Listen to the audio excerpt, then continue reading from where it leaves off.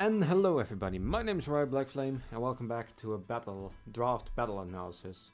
So this week we're actually facing JiggyYT, but I had a battle last week, but I did not record it due to me being really sick and then falling off some stairs for some reason. Our battle again last week was against Phantom Silvally-Ice. And we lost pretty badly. We got actually swept by a Magneton.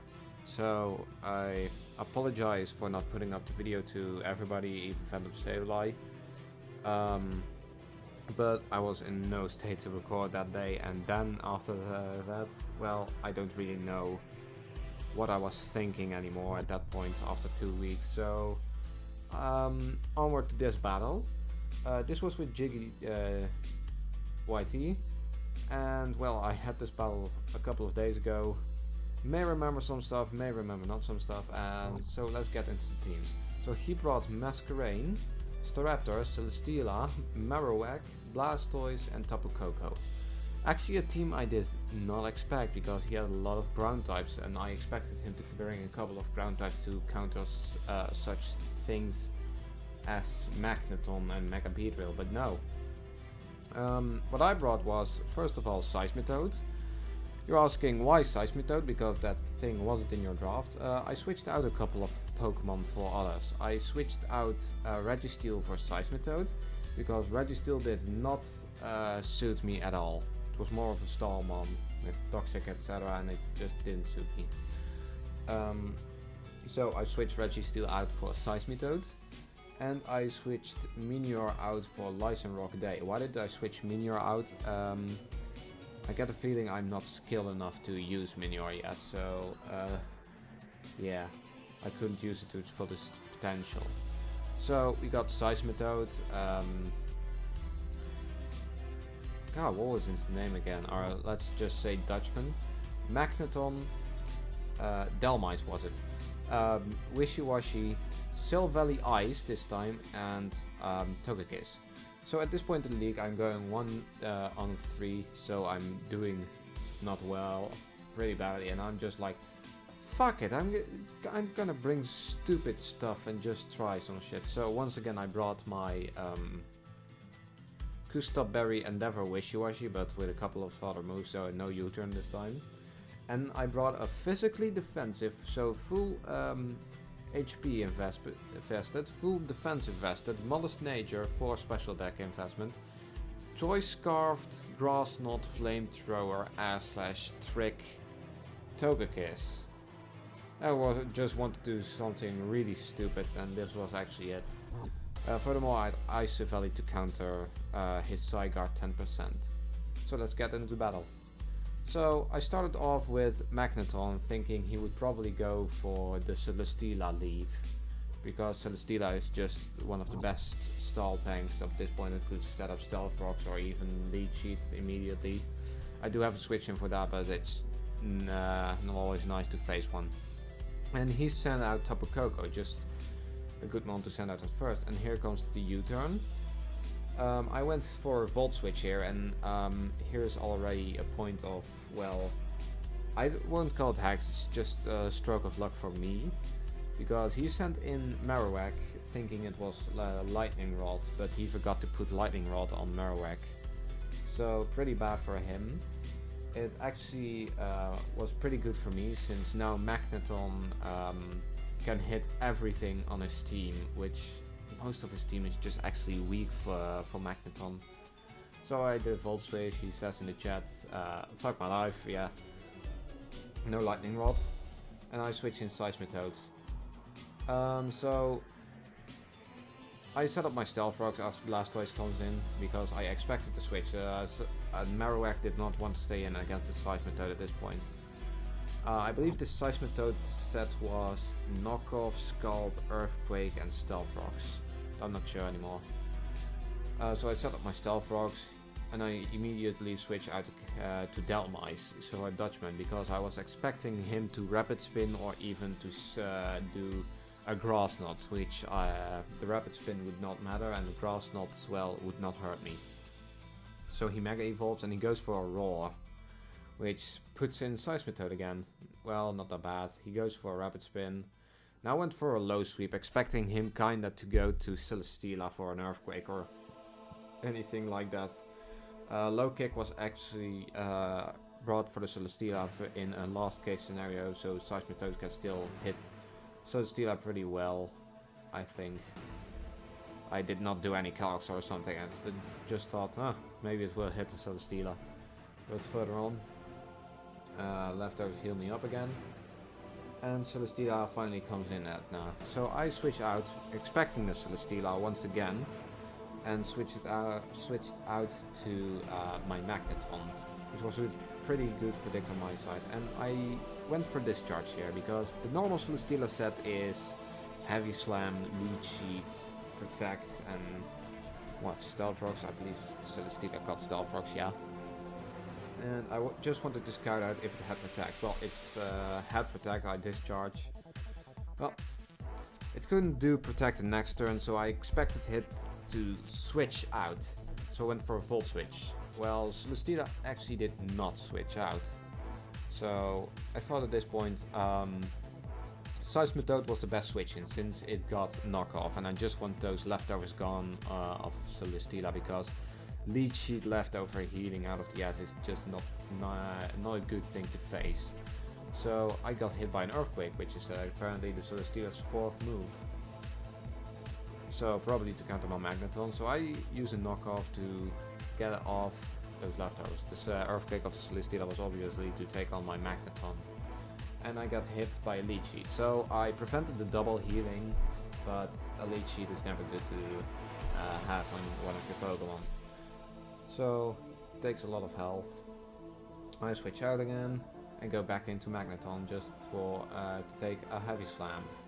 At this point I wanted my Magneton actually had Reflect, and I knew he knew that I expected him to know that I know that he had Protect, and was gonna anticipate on that, so he would probably switch out to something.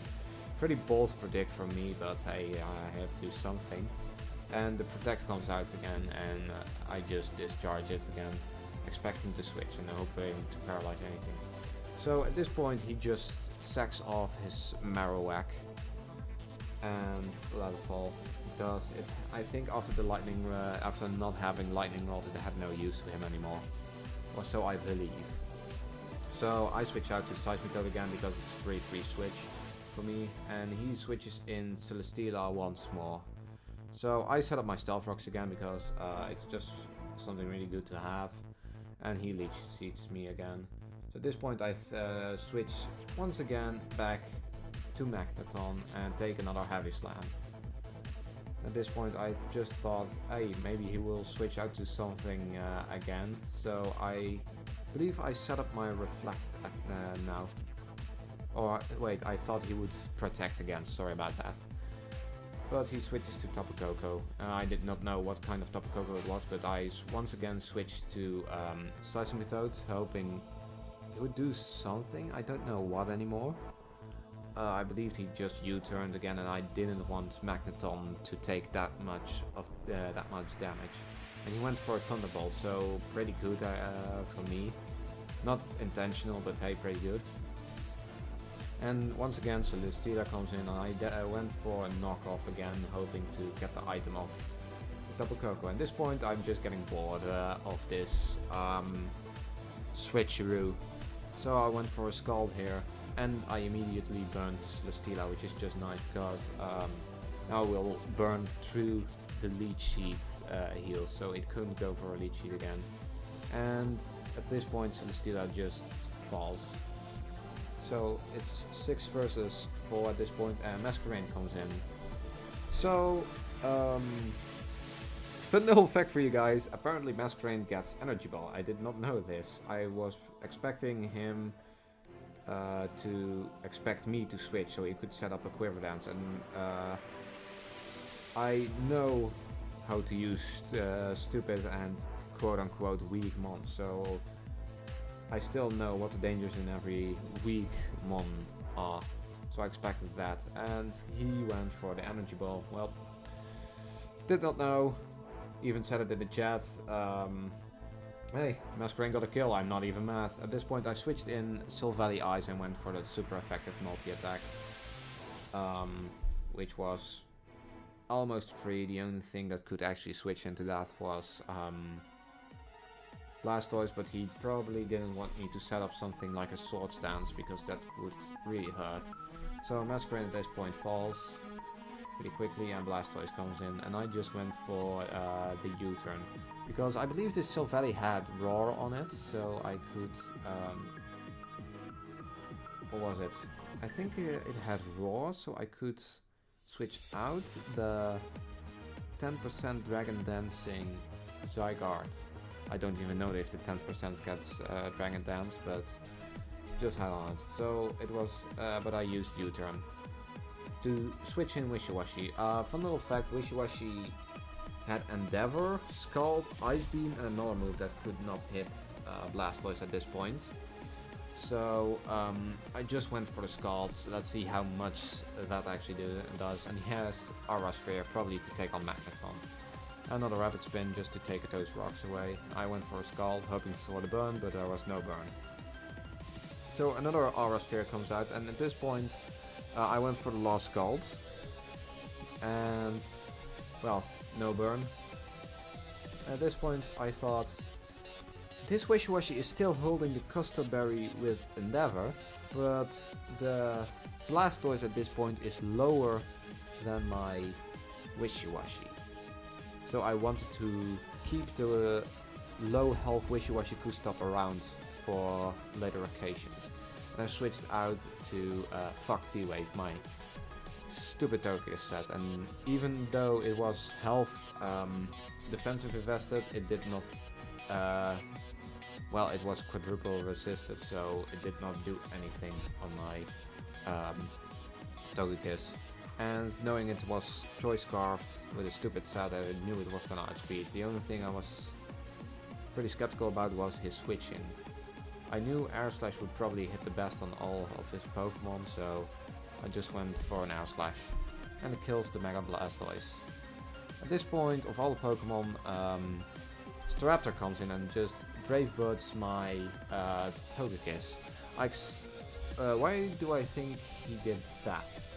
I think he thought that my Togekiss was specially defensive invested, so it could, I mean, it even took a Thunderbolt from a Mega Magnetic, so why not?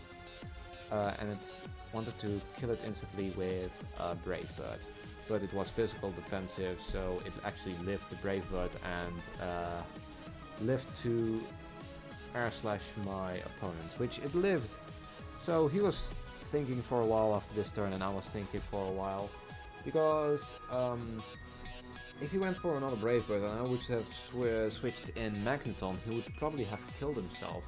But I was really afraid for a prediction of my Magneton switch for him to close combat. So I left Togekiss in, and he went for a double edge, probably trying to hit Silvally or Magneton best. I don't think he had at that point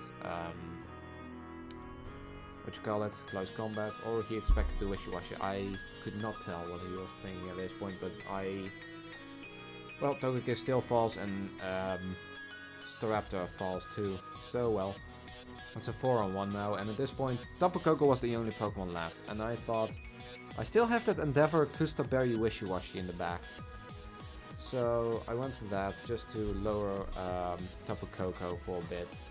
Because I still did not know what kind of set Tapu Koko was, and for me to immediately switch in Magneton, I find that quite dangerous. So I switched in Wishiwashi just to show off my Custap Berry set for a bit, and it just does work alright. And Dazzling Gleam comes out, and I make a Wishy falls, and I set in Magneton. At this point, Dazzling Gleam comes out, and then I think the Tapu Koko was at this point Choice Specs or Choice Scarfs, mostly Choice Specs, just to take out a lot of my mon. But it doesn't do anything, and I Flash Cannon the Tapu Koko to death. So it's actually a 3-0 victory for me, which I did not expect actually. Yeah. for some reason I only win when I bring the stupid shit, so I should probably less focus on winning and just focus on bringing stupid sets and trying some stupid shit. But GG to Jiggy. I had a lot of fun this game. Dhelmise only hit the field to get roared out, but that's not really bad. And I noticed I don't actually bring Kyron Black a lot, and I haven't brought Mega Beedrill to a lot of matches lately. So I'm really thinking about my Kyron Black pick right now, and I have come to the conclusion that I like normal Kyron a lot more than Kyron Black. But that was this week's match. I hope you guys are okay with me skipping the last one due to obvious reasons. And well, thank you all so much for watching. And we're gonna see what's gonna happen next video. Bye guys!